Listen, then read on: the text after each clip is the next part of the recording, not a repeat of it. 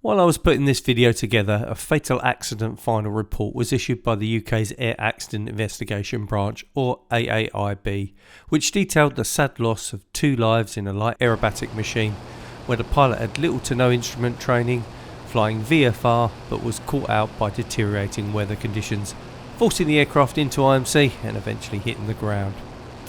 This accident had lots of contributing factors, yet it is a sobering lesson to us all just how unforgiving weather can be, and how a non-trained pilot flying above the clouds should never find themselves without a way out. My initial thoughts were that maybe I shouldn't post this video, but on reflection, as someone who flies VFR above cloud regularly, I thought it would be worth showing you how I plan to never enter IMC or instrument meteorological conditions, yet benefit from the clear smooth air above, and show you that, like all things to do with flying, preparing properly and always having a plan B, C and even a D are your minimum requirements before attempting this. Needless to say, I am not a flight instructor and this is not an instructional video. I do hold an instrument qualification, but as the aircraft I fly is not certified for flight in IMC, I do not regularly practice these skills, and so for safety and legal requirements, I must remain under visual flight rules at all times. Passenger airlines learn early on that flying above the weather is always the best option for a safe, comfortable flight. This makes a lot of sense, as weather is obviously a major factor in any flying, and so by climbing above the worst of it and using the cruise to remain in clear conditions means you're not just making things easier and more comfortable, but you're also making the flight so much safer. As private pilots, we're taught to look at how the professionals fly and incorporate as much of this into our own flying as we can. A good instrument private pilot will still try and stay clear of as much bad stuff as possible by avoidance or climbing through poor weather to get above. However, when they get to their destination, they have the option and training to descend back through the weather, something us non-instrument pilots can't and must never do. So how can we VFR only pilots incorporate some of these techniques into our day-to-day flying safely and without getting ourselves into trouble, whilst also remaining legal? In this video I want to show you some examples of recent trips where the weather and the destination allowed a good portion of the flight to be made in smooth clear air above any cloud when low down conditions were not quite so nice. Let me start by asking you a quick question. You may have heard the term VFR on top or VFR over the top when flying visually above the clouds. What is your understanding of this, and do you think it's legal? Would you say this is VFR on top? Or is this VFR on top? What about this one? Is this VFR on top? Well, I would say the first scenario is just plain VFR, as you have good sight of the surface. However, the other two could count as VFR on top, and each carries its own level of risk. In the UK, at least, all these scenarios are totally legal under VFR rules. Here's a quick overview of the VFR rules in the United Kingdom, which is also pretty standard for the rest of the world, for aircraft flying VFR in class F and G, or uncontrolled airspace, at speeds below 140 knots. Below 3,000 feet you must have an in-flight forward visibility of 1.5 kilometres, or around a mile. Remain inside the surface and clear a cloud. There's no minimum distance from the cloud, and you can be above, below or laterally clear as long as you remain visual with the ground. If you climb above 3,000 feet, you then have to have a vertical separation from the cloud of 1,000 feet. Forward visibility also increases to 5 kilometres or just over 3 miles, but you now no longer have to be inside of the surface.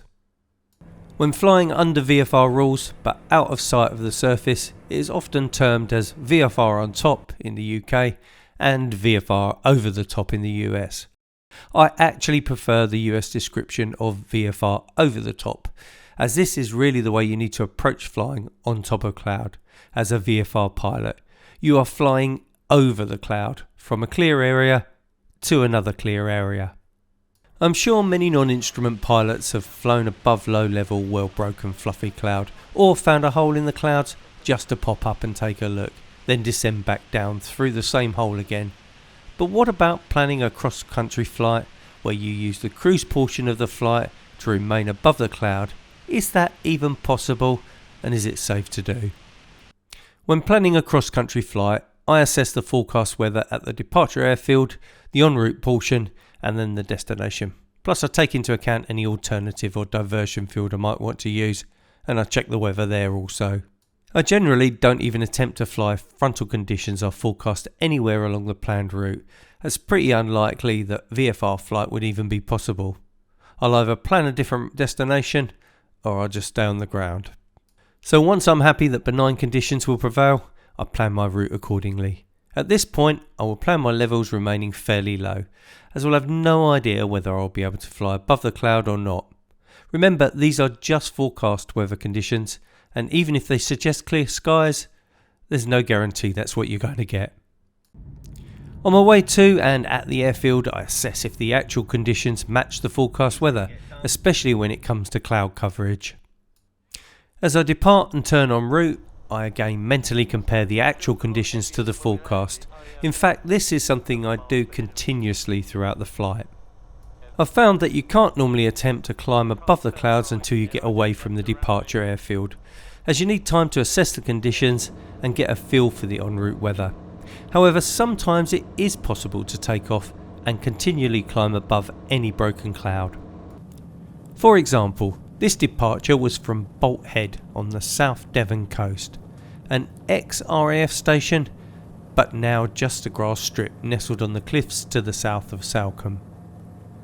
The camera on the side window looking inland shows what looks to be a full IFR departure, with low level cloud above and surrounding the airfield.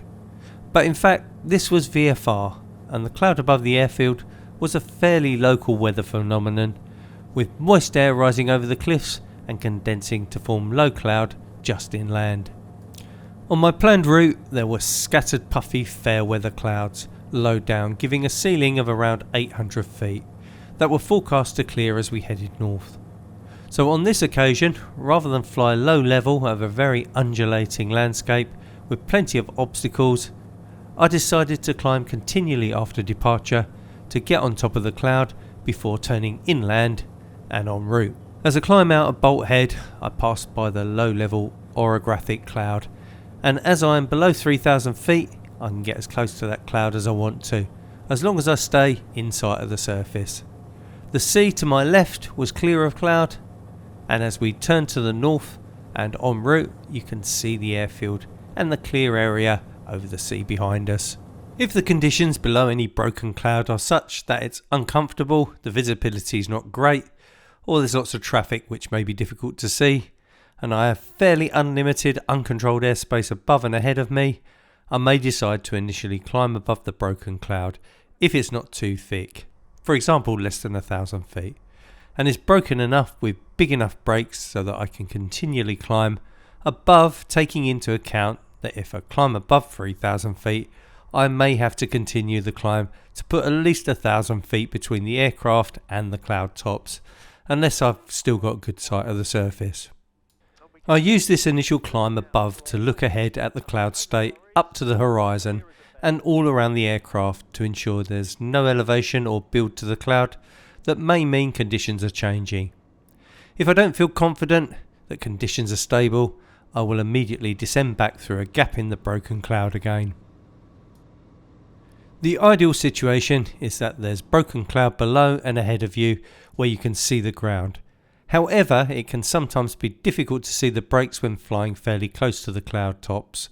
So I always try and climb nice and high to give me a good vantage point to look down on the cloud. That way you get to see all the breaks easily.